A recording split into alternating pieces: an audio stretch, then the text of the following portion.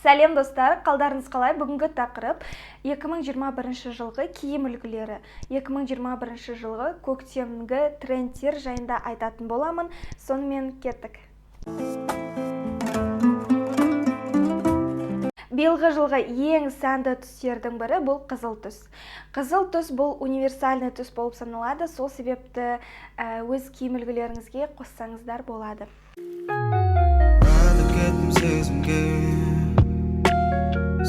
Екінші сәнді түс бұл жасыл түс.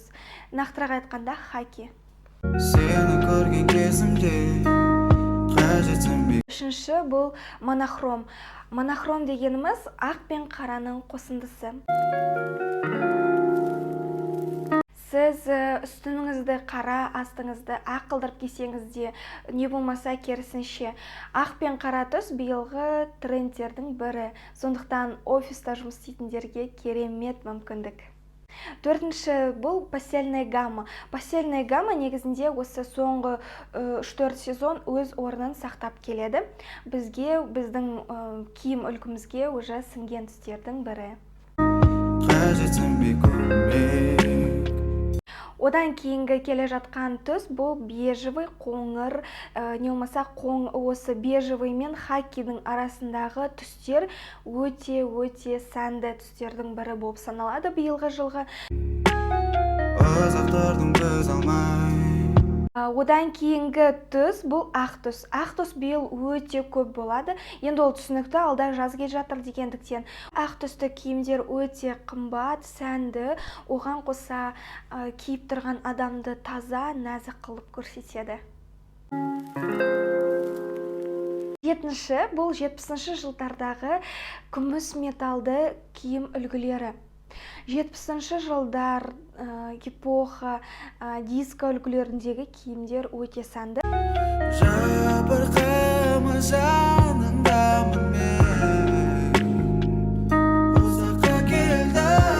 Тек бұл жерде басты айта кететіні перебор жасамау керек. Аз-аздан. Негізінде биыл осы 2021 жылы 2000-ші жылдардағы киімдер қайта сәнге келеді деп күткен болатынбыз. Бірақ қайтадан трендте 70-ші жылдардағы киім үлгілері. Сізге қалай, ұнай ма, ұнамай ма?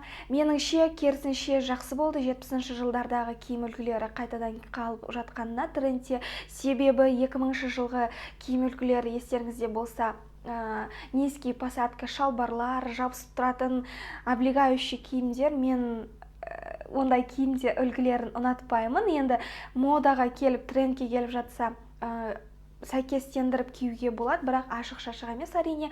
Сол себепті де 70-ші жылдардағы киім үлгілері қайтадан трендке шығып жатқанына мен өте қуаныштымын.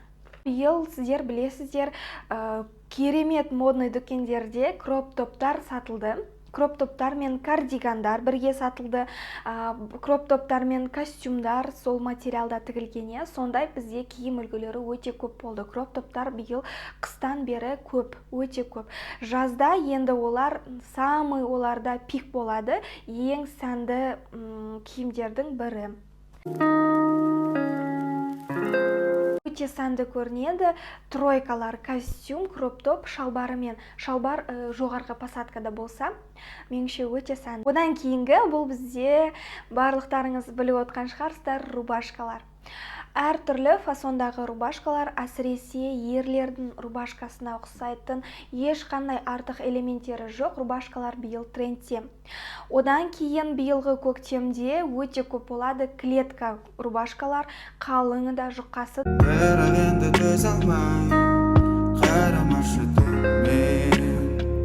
Кейінгі тренд маған өте қатты ұнады, себебі биыл ветровкалар қайтадан сәнге келеді. Биылғы жылы трендте ветровкалар көктемде.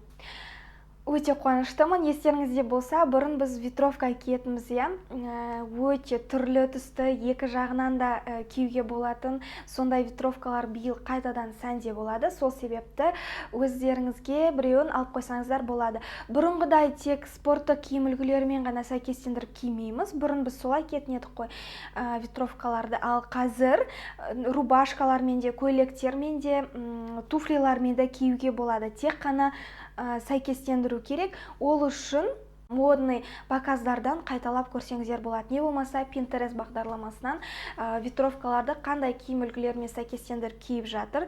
Мысалға әлемдік модницалар, соны қайталап кисеңіздер болады.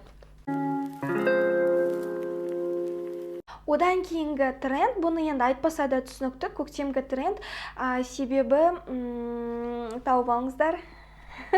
Әрине тренч ол жылда көктем басталғаннан кейін бірден бізге сәнді киімдердің бірі болып саналады. Ал енді шалбарларға келетін болсақ, биыл кең ұзын шалбарлар модада. Классика болсын, джинсы болсын, бұрынғыдай қысқа мынау тобықты ашып тұратын емес, керісінше тобығыңыз жабық тұру керек. Биылғы сән үлгісі бойынша клеш шалбарлар қайтадан трендке шығып жатыр. Неше түрлі разрездермен балақтарында. Кейінгі көктемгі сән үлгілеріне бермуды, шорты келеді. Бірақ біз ол трендті жазда көре аламыз, себебі бізге көктем кеш келеді. Көктем болмайды десек те болады. Көктемде бізде бірыңғай күн суық, желді.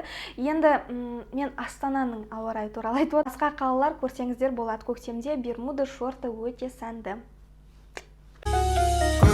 Көңілімде сен кете тұрсаң, саған асықпа, себеп қашықпа.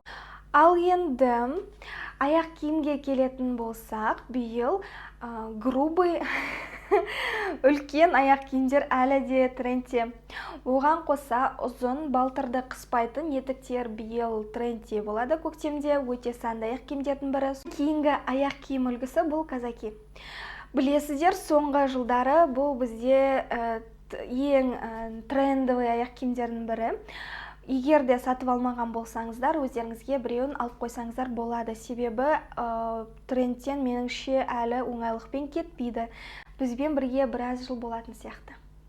Одан кейінгі аяқ киім үлгісі кроссовки. Кроссовки.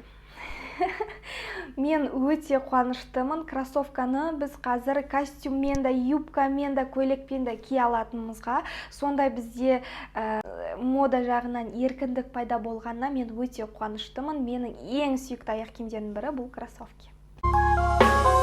Болай боларын мен білмедім, мендегі сезімі.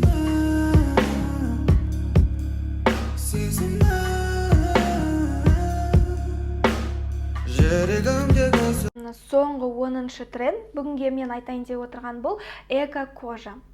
Эко-кожа аяқ киімге де қатысты, сыртқы киімге де қатысты, юбкада сіз эко-кожадан кие аласыз, рубашкалар биыл өте көп шығып жатыр. Қазірдің өзінде байқасаңыздар болады. Модный дүкендерден бізде ең көп костюмдар мен рубашкалар эко-кожадан өте көп біздің дүкендерде. Өздеріңізге біреуін алып қойсаңыздар болады. Себеп қашықпа. Сіздермен бүгін ең маңызды 10 трендпен бөлістім. Егер сіздерге ұнаған болса, комментарий қалдырып, өз ойларыңызды жаза кетіңіздер. Білем, мен көйлектерге, юбкаларға тоқталмадым, себебі ол көйлектерге қыз бала болғаннан кейін бір бөлек видео арнайын деп шештім. Себебі биыл көйлектер өте көп. Мен оған өте қуаныштымын. Юбканың да неше түрлі сәнді түрлері шығып жатыр. Сол себепті егер сізге қызықты болатын болса, комментарийға жазып қалдырыңыздар. Алдағы уақытта менен тағы да 2021 жылғы киім үлгілері туралы видео күтіңіздер. Менде жақын арада шығады. Негізінде адам көркі шүберек деп бекерге айтылмаған. Қазір бізді сыртқы киімімізбен қарсы алып, сыртқы келбетімізбен, ақылымызбен шығарып салатын заман.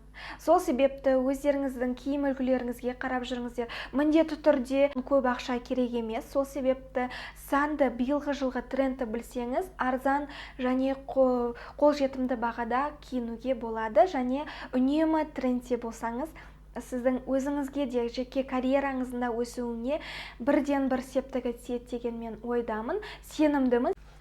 Ең бастысы өз-өзімізді жақсы көрейік.